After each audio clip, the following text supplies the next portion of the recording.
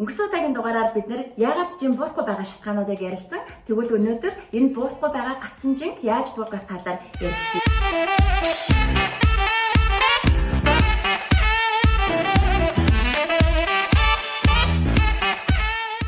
Ямар ч тохиолдолд хурдан явах тусахгүй байдаг. Учир нь хэрвээ та 80 кг жинтэй бол сард 8-10 кг жин хасах хамгийн өндөр хүлээлттэй байх хэрэгтэй. Та 15, 20, 30 кг жинг нэг сард хасах боломжгүй гэдгийг мэдснээрээ та жин хасалтаа тэнцвэртэйгээр төлөвлөж чадна. Хамгийн ихний жин гацгаад та бид бүгдийн хийх ёстой зүйл бол өглөөний цагаан анзаарах байдаг.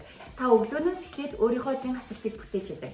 Та өглөөнөөс эхлээд маргаашийнхаа өглөө бүтээж яадаг. Тийм учраас бид өглөө цусан дах сахарын түвшнийг тэнцвэртэйгээр эхлүүлэх, тэнцвэртэй шин тэжээлтэй хоол идэж эхлэх юм бол таны өдрийн хооллолтын сонголт илүү амар болж ирнэ танд.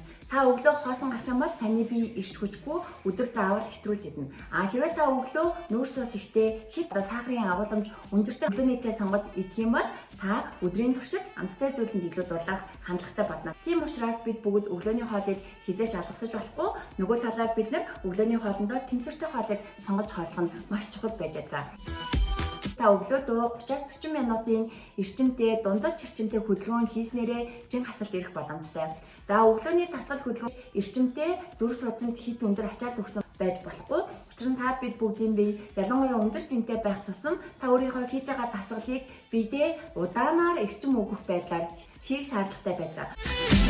Бид бүгдийн биеийн бүхэл жин бүхэл бодис солилцоо маань усан орчинд явж байдаг гэдгийг санах хэрэгтэй. Тийм учраас та өөрийнхөө жинд тохирсон усыг өдрийн 18 цаг хүртэл доктортойгоор ууж хэвшээрэй.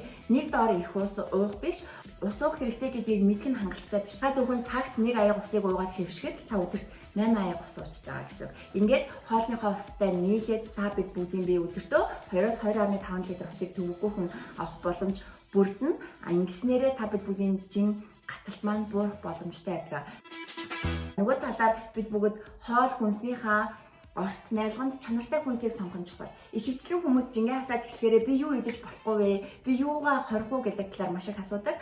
Тэгвэл бид бүгдийн асуулт юу байх ёстой вэ гэхээр би юу идэх вэ? Би ямар баялаг хоол идэж болох вэ? Миний хоолны сонголтууд ямар өргөн байж болох вэ гэдэг тал дээр анхаарах хэрэгтэй. Ингээд та юу идэхгүй вэ гэдгээ бодох юм бол зөвхөн тэр зүйлсээ олж идэнэ, тэгээд жингээ нэмнэ. Харин та юу идэх вэ гэдгээ бодоод энэ дундаа сонголтуудыг оруулж ирээд ногоонууд, махнууд, чанартай уураг, чанартай нүүрсөөс, чанартай уух тус ах дээр анхаарал хэлэхэд та junk food, түргэн хоол, нүүрсөөс, хэтрүүлсэн хэрэглээ, чихэр, шоколад бодох завгүй болж ирнэ гэсэн үг. Тийм учраас бид гликемийн индекс буюу нүүрс усны зөв агуулмжтай нүүрсөөс уураг, уух тус, эрдэс, амин дэм, усны тэнцвэрийг хадгалсан хоолны нийж бүрдэх хоолнуудыг тэнцвэртэй хоолыг сонгож идэх нь маш чухал байдаг. Ингээд таны бие өөрийнхөө шин тэжээлийн хэрэгцээг хоолноосоо нэмэлт амин дэмүүдээс нөхөд ирэхээрээ таны жин илүү хурдцтай хасагдах боломжтой байж байгаа. Өдөрт 5-6 удаа хооллох бол жингийн гацалтыг зогсоох хамгийн чухал төлхөөр байж байгаа. Яагаад вэ гэхээр бид бүгдийн биений өөх 3 цаг тутам цөсөөр дамжиж бид бүгдийн биенээс гадагшлах боломжтой байдаг. Энэ логикийн талаар бүгдээрээ дараа нь илүү дэлгэрэнгүй ярилцъя гэж бодож байна. Ингээд та 5-6 удаа өдөрт тэнцвэртэй хоолж чадах юм бол та өөхөөр жингээ хасах боломжтой. Ингээд бид энэ 5-6 удаагийн хоолтыг төлөвлөж чадсанараа, сонгож идэж чадсанараа таны жин гацж байгаа жин заавал буурч идэг. Учир нь бид бүгд үлдснөөрөө биш тэнцвэртэй хоолснараа жингээ хасж идэг гэдгийг ойлгох хэрэгтэй. Тийм учраас бид идэх хэрэгтэй, харин ухаалаг идэх хэрэгтэй. Энэ ухаалаг идэлт гэдэгт маань юу орж байгаа вэ гэхээр та хоол бүр дээрээ юухан хийх юм биш. Хоол бүрээрээ та уураг авахыг зорих хэрэгтэй. Нүүрс ус, өөх тос, чанартай сайн бүгдийг өөрийн биедээ оруулахыг зорих хэрэгтэй. Учир нь бид бүгдийн бие өөрийнхөө идж байгаа зүйлийнхаа дүр төрхөнд болж хувирдаг.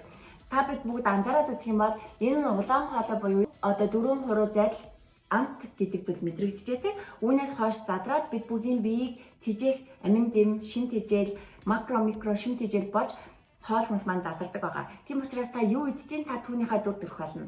Та мантон бууз идэх юм бол мантон бууз шиг болно. Та магадгүй сайхан ногоо жимс олон төрлийн амин дэмээр дүүрэн хоол идэх юм бол та тийм л баялаг, илүү хүчрхэг бие мах гол болж хувирнаа. Илүү ихээр энэ хоолтуудаа бидээ шингээхийн тулд алхах хэрэгтэй, хөдөлгөөн хийх хэрэгтэй.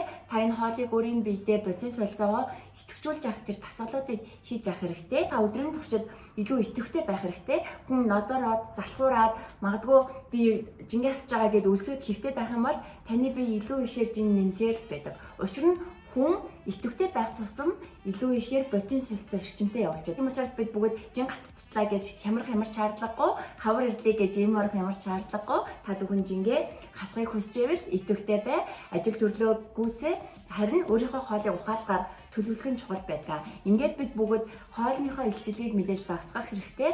Та 7200 ккал илчлэг хэмнэн чадах юм бол бид бүгд 1 кг өөхийг шатааж байгаа гэсэн үг. Тийм учраас танд хэдэн килограмм жингээ илүүд байна. Та тэрийг магадгүй та 10 кг жингээ илүүдтэй бол 72000 ккал жилийн хэмнэлт хийх хэрэгтэй. Та өдөрт ойролцоогоор 1200-аас 1400 калори илчлэг шатаадаг. Үүнээсээ бид нар хэмнэнэ гэсэн. Тийм учраас тооцоондоо сайн байх, нөгөөдөө бид бүгд мэдрэмжэндээ сайн байх, илүү зөв тэнцвэртэй хооллохын арга зам хурдан суралцах шаардлагатай.